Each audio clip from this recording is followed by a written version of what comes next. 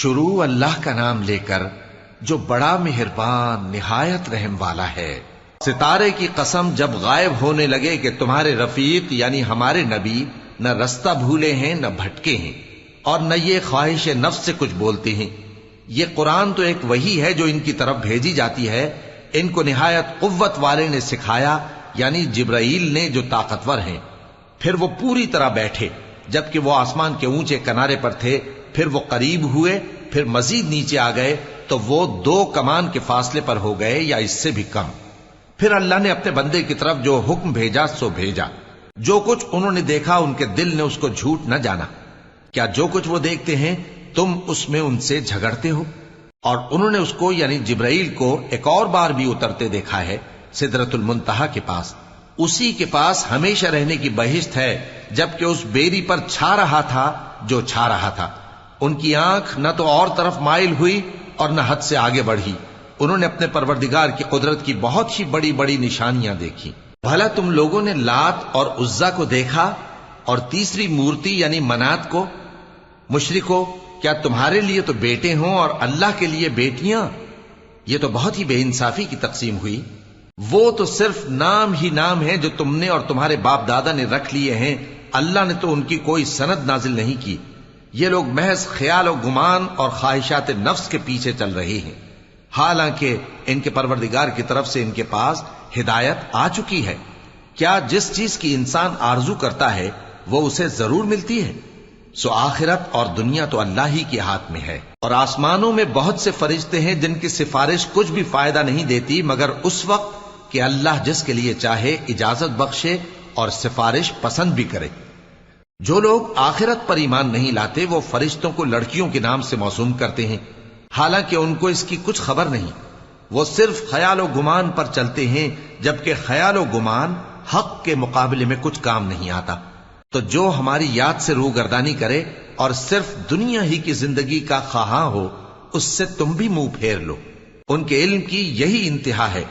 تمہارا پروردگار اس کو بھی خوب جانتا ہے جو اس کے رستے سے بھٹک گیا، اور اس سے بھی خوب واقف ہے جو رستے پر چلا۔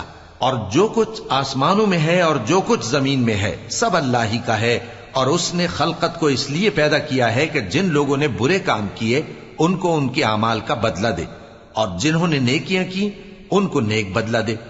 جو صغیرہ گناہوں کے سوا بڑے بڑے گناہوں اور بے حیائی کی باتوں سے اجتناب کرتے ہیں، بے شک تمہارا پروردگار بڑی بخشش والا ہے۔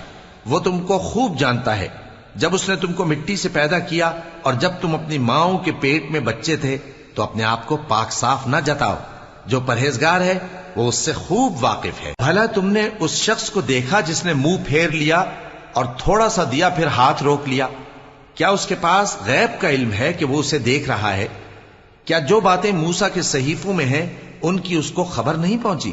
اور ابراہیم کے صحیفوں کی جنہوں نے حق اطاعت اور رسالت پورا کیا، وہ یہ کہ کوئی شخص دوسرے کے گناہ کا بوجھ نہیں اٹھائے گا، اور یہ کہ انسان کو وہی ملتا ہے جس کے لیے وہ محنت کرتا ہے، اور یہ کہ اس کی محنت کا جائزہ لیا جائے گا، پھر اس کو اس کا پورا پورا بدلہ دیا جائے گا، اور یہ کہ تمہارے پروردگار ہی کے پاس پہنچنا ہے، اور یہ کہ وہ ہنساتا اور رلاتا ہے، اور یہ کہ وہی مارتا اور جلاتا ہے، اور یہ کہ وہی دونوں جوڑے یعنی نر اور مادہ پیدا کرتا ہے یعنی نطفے سے جو رحم میں ڈالا جاتا ہے، اور یہ کہ قیامت کو دوبارہ اٹھانا اسی کا ذمہ ہے، اور یہ کہ وہی دولت مند بناتا اور وہی مفلس کرتا ہے، اور یہ کہ وہی شیرا نامی تارے کا بھی مالک ہے، اور یہ کہ اسی نے عاد اول کو ہلاک کر ڈالا اور سمود کو بھی، غرض کسی کو باقی نہ چھوڑا، اور ان سے پہلے قوم نوح کو بھی۔ کچھ شک نہیں کہ وہ لوگ بڑے ہی ظالم اور بڑے ہی سرکش تھے، اور اسی نے الٹی ہوئی بستیوں کو دے پٹکا، پھر ان پر جو چیز چھا گئی سو چھا گئی۔ تو اے انسان، تو اپنے پروردگار کی کون کون سی نعمت پر جھگڑے گا؟ یہ پیغمبر بھی پہلے کے خبردار کرنے والوں میں سے ایک خبردار کرنے والے ہیں۔ آنے والی یعنی قیامت قریب آ پہنچی، اس دن کی تکلیفوں کو اللہ کے سوا کوئی دور نہیں کر سکے گا۔ اے کافرو، کیا تم اس کلام پر تعجب کرتے ہو اور ہنستے ہو اور روتے نہیں؟